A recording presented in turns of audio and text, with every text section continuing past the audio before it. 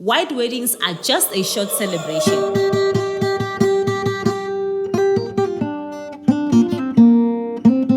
There is no divorce.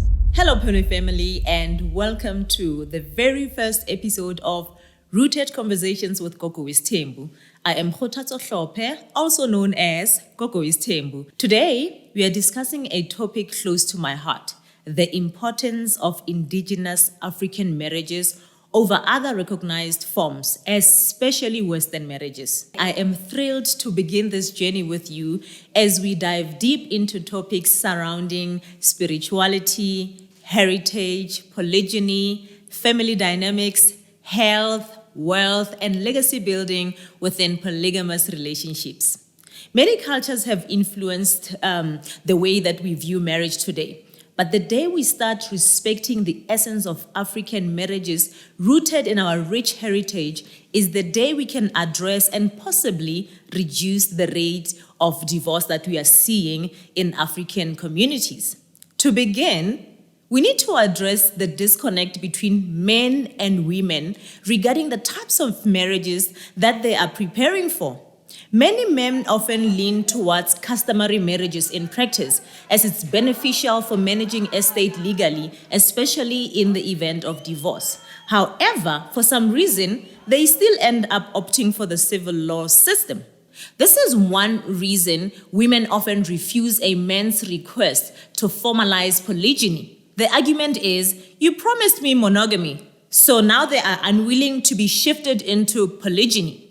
On the other hand, women also lean towards civil marriage with the preference of arrangements such as community of property, out of community of property, with or without accrual, or with accrual, or the prenuptial agreement. I'm not a lawyer, so I won't know all of them. But this situation actually highlights an important missed opportunity for couples to clarify the nature of marriage that they are entering into. What many women may not realize is that when a man opts for a customary marriage, he might be preparing for the possibility of a polygamous living. Why? Well, because customary marriages allow a man to marry more than one wife. By choosing the type of marriage, he avoids legal complications if he decides to take additional wives in the future.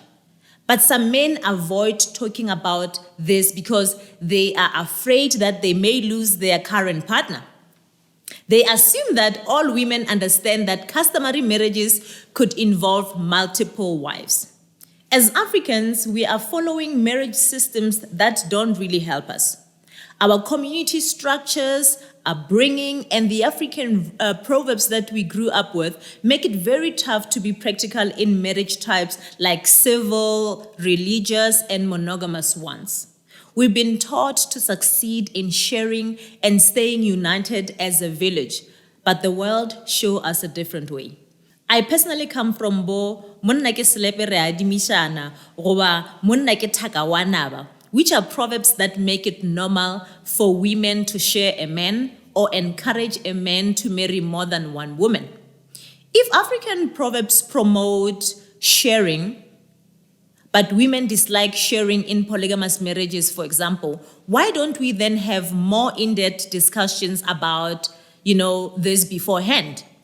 When men don't share their true preference for customary marriages, they form part of the problem. They contribute to the high divorce rate. Civil marriages and other legally recognized forms aren't terrible systems, but many Africans often miss out on the important values of traditional African marriages when they choose these other types. White weddings are just a short celebration, while legal marriages may help us sort out things like who gets what in an event of a divorce.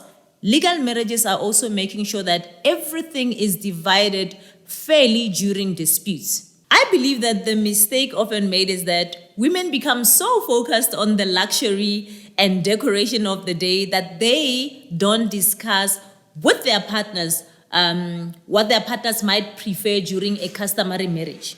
Similarly, some men don't speak up when their wives want a civil marriage, even if they would prefer a customary one.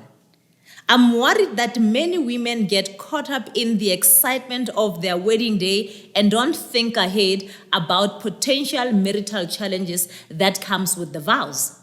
They enjoy the good times, but they aren't ready for the bad. Love feeling wealthy, but aren't prepared for financial struggles. And they are happy during healthy times, but they're not ready for sickness. Meanwhile, most men are less concerned about the day's extravagance, and they're more focused on the responsibilities of providing for their families and creating generational wealth, as well as possibly adding more wives. We need to remember that our marriages go beyond the partnership of two individuals and their marital assets. No. While legal systems like high courts govern Western marriages, indigenous African marriages are under the guidance of our ancestors.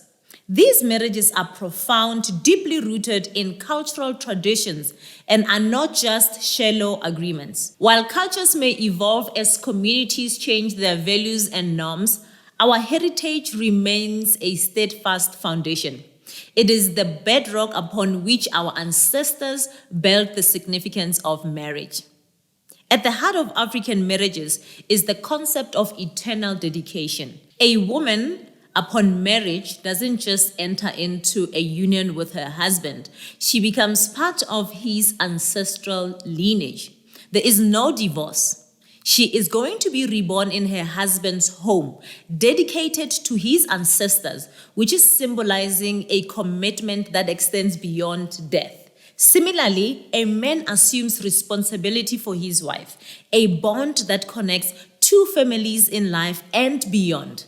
In this way, African marriages are not individual affairs. They are unions that connect families and communities, transcending time and space. As such, approaching marriage requires intention and an understanding of these deep roots. It's far beyond the wedding decor and luxury of the day. It's about enduring through storms. This brings us to polygyny.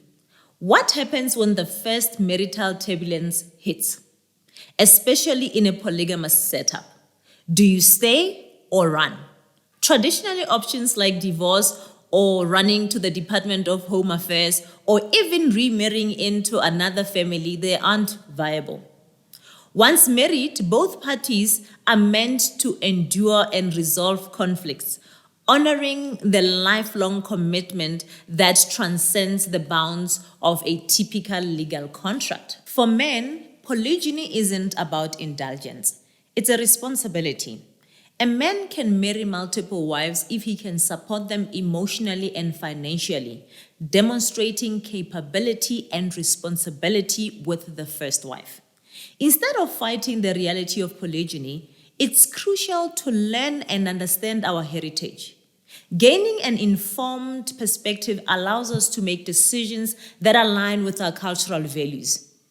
The essence of knowing the depth of marriage commitment can shift the focus from short-term desires to honoring the heritage that binds us. Marriage in the African context is not just a union between two people. It's a blend of spirits, families, and communities bound in respect and dedication. As we go through this journey, let's do it with respect for our ancestors and the commitments that they have passed down on us. In conclusion, if you have not yet gotten married, ensure that you understand the cultural foundation of marriage. Clarify the marital expectations and preferences, as well as understand that polygyny comes with responsibilities. If you've been married a couple of years, it might also be a good idea to revisit what marriage is really about before thinking about divorce. I encourage everyone listening to become more intentional about understanding these cultural heritages before entering into marriage, especially polygynous ones.